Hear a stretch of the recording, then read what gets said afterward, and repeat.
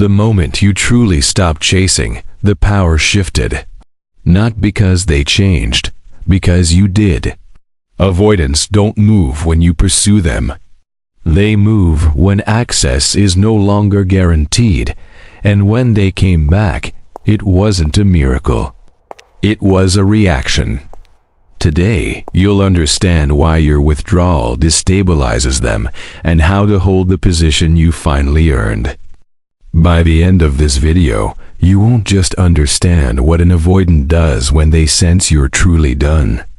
You'll understand why it happens, what's driving it beneath the surface, and exactly how to hold your ground when it does. If this kind of deep psychological content speaks to you, subscribe, because this channel is built for people who want to understand, not just feel. Here's what most people get wrong about this moment. They think the avoidant came back because they love you. They think the sudden attention, the texts, the vulnerability, all of it means something has fundamentally changed. It hasn't. Not yet. Maybe not ever. What you're actually witnessing is a psychological system reacting to a perceived threat. Avoidants don't operate on the same emotional timeline as securely attached people. They've built an entire internal architecture around one core belief: that closeness is dangerous and that self-sufficiency is survival. For as long as you were pursuing, you confirmed their worldview. You needed them more than they needed you. The dynamic felt controlled, familiar, and safe, even if it was painful for you. The moment you stopped, you didn't just change your behavior. You destabilized their entire operating system. This isn't about love returning. This is about a nervous system encountering a variable it wasn't programmed to handle. Understanding that distinction is everything. Phase 1. The dismissal reflex. When you first pull back, the avoidant doesn't panic. Not immediately. Their initial response is almost always internal minimization. They tell themselves, "You're just upset. You'll come back. You always have." This is the dismissal reflex, a deeply conditioned response designed to protect them from having to feel the weight of potential loss. Externally, nothing changes. They might not reach out. They might even feel a quiet sense of relief that the pressure has lifted. Internally, they're reinforcing their own narrative, that independence is strength, that needing people is weakness, and that this space is exactly what they wanted. But underneath that narrative, something small begins to register. A question they haven't asked in a long time. What if this time is different? Phase 2. The surveillance window. You won't see this phase. That's what makes it significant. The avoidant begins to watch. They check your social media without engaging. They ask mutual connections casual questions. They monitor your silence without responding to it. This is the surveillance window, the period where they're gathering information about whether your withdrawal is real or performative. What they're looking for is a crack. A sign that you're still emotionally available, still waiting, still invested. If they find one, the dismissal reflex kicks back in and they recalibrate to comfort. If they don't find one, if your silence holds, if your energy genuinely shifts, something more significant begins to happen internally. Their attachment system, which they've kept carefully suppressed, starts to activate. Phase 3. The anxiety breach. This is the phase most people never expect to see, because avoidants are so skilled at appearing unaffected. But when the silence holds long enough, when the reality of your absence becomes undeniable, their suppressed attachment needs breach the surface. Anxiety begins to move through the system they built to prevent exactly this. Externally, this is when the behaviors start to emerge, the unexpected text, The casual check-in designed to sound indifferent. The like on a post from 3 weeks ago. The mutual friend who mentions them just a little too conveniently. These aren't random. They are calibrated attempts to re-establish contact without exposing vulnerability. Internally, they're experiencing something they're not equipped to process, the fear that they miscalculated, that the person they kept at arm's length was actually someone they didn't want to lose. This fear doesn't automatically produce growth, but it does produce movement, and that movement reveals everything. Phase 4. The strategic re-entry. If the anxiety breach doesn't bring you back, the avoidant moves into what can only be described as a strategic re-entry.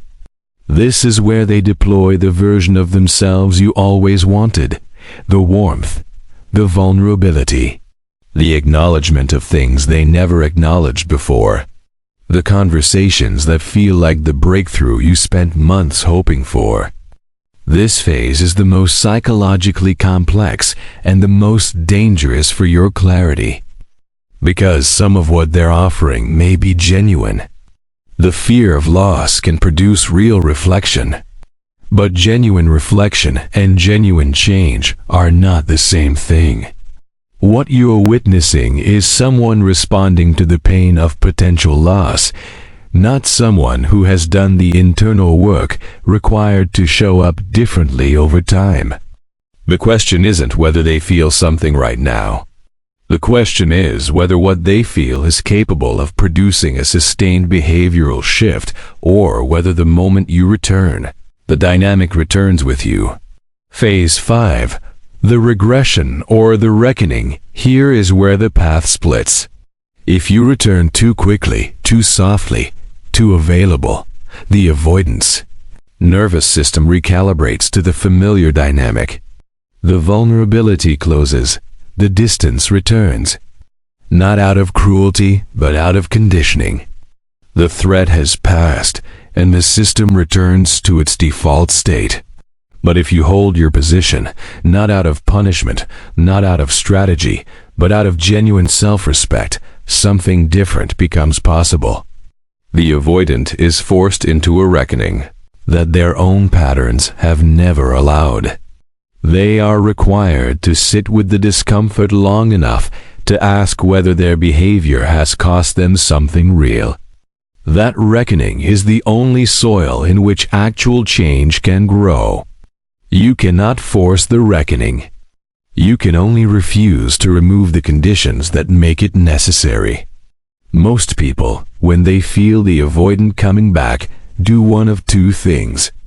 They either harden defensively, playing cold, staying distant as a form of punishment, or they soften immediately, relieved that the connection is restored and afraid to lose it again. Both of these responses return the power to the avoidant. The person who operates from genuine groundedness does neither. They don't perform distance, and they don't collapse into availability. They respond from a position of internal clarity. They evaluate what's being offered against what they actually need. They don't mistake motion for change or vulnerability for transformation. They understand that how someone treats you when they're afraid of losing you is information, and they use that information rather than being moved by it. This is the shift from reaction to discernment, and it is the only position that produces either genuine connection or genuine peace. Principle 1. The silence must be real. An avoidant can detect performed distance. If you're pulling back as a tactic, hoping they'll return, your energy communicates that intention. The silence only holds power when it comes from a place of genuine internal decision, when you are no longer waiting for a specific outcome. Silence as strategy collapses under its own weight. Silence as self-respect holds indefinitely. Principle 2. Do not interpret motion as change. When they reach out, when they soften, when they say the things you needed to hear, Observe it without assigning it permanent meaning. Movement is data. It tells you the dynamic has shifted. It does not tell you that the person has changed. Give behavior time to demonstrate what words claim. Pattern over time is the only reliable evidence. Principle 3. Redefine what you are evaluating. Most people evaluate the avoidance return as a sign of love. Reframe it. What you're actually evaluating is their capacity to tolerate closeness, their capacity to communicate discomfort instead of creating distance, their capacity to choose connection when it requires vulnerability. Love without capacity produces the same pain regardless of how real the feeling is. Principle 4. Hold the standard, not the position. There's a difference between holding a boundary and holding a grudge. You're not withholding yourself to punish them. You're maintaining a standard that reflects what you know you need in a relationship. If they meet that standard over time, genuinely, the door is not closed. If they can't, that information is the most valuable thing the situation has given you. Principle 5. Let the outcome inform, not define whether they return and change, or return and regress, or never return at all. None of these outcomes determine your value. What happens next is data about their capacity and their choices. It is not a verdict on your worth, your lovability, or your ability to be in a healthy relationship. The moment you stop treating the outcome as a referendum on yourself, you reclaim the ground that was never theirs to hold. This situation was never really about them. It was about what you learned about yourself inside. It revealed how long you were willing to shrink, how much silence you absorbed, how many times you re-entered a dynamic that consistently asked more of you than it returned.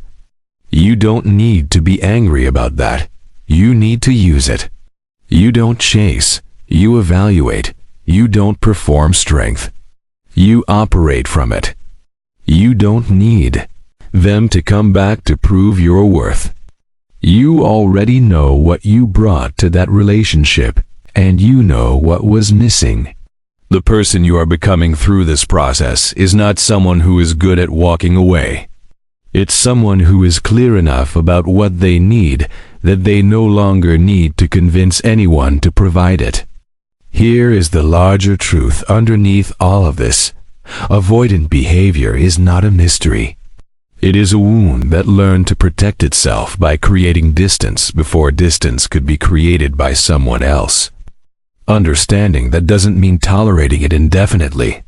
It means you can stop taking it personally and start making decisions from a place of clarity rather than confusion. The fear of loss is a powerful revealer. It shows you what someone values when they're no longer certain they can keep it. What you do with that information, whether you use it to rebuild something real or to close a chapter with your dignity fully intact, is the only decision that actually matters. So ask yourself this: what would you do differently if you were no longer afraid of the answer? That question is where your power lives.